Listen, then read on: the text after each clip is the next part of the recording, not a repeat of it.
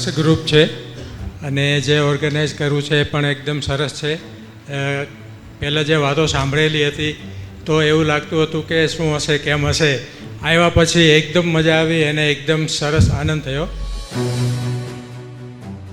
PBN આ જે network છે મને પહેલાં ખબર નહોતી. પિયુષભાઈ જ્યારે મારા ઓફિસે આવ્યા અને મને જ્યારે જાણ કરી ત્યારે મને લાગ્યું કંઈક આ નવું લાગે છે.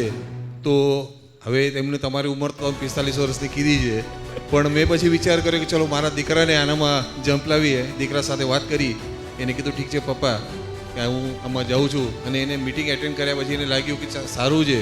અને હમણાં આટલું જોયા પછી પણ મને લાગે છે કે તમે સારું કરી રહ્યા છો અને બધી યંગ જનરેશન છે અને આ PBNને બહુ આગળ સુધી લઈ જશે.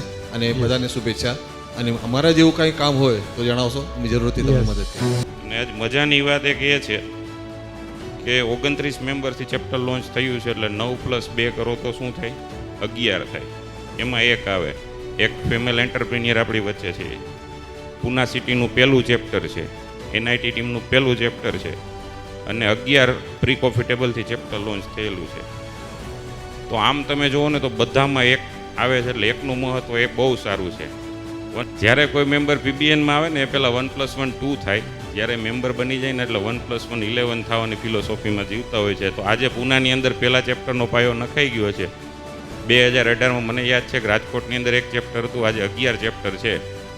તો એ જર્નીને આ 9 વર્ષ લઈ ગયા. તો આપણે પૂનાની અંદર 1+1 એટલે કે 11 ચેપ્ટર કરવાના છે. કોણ કરશે?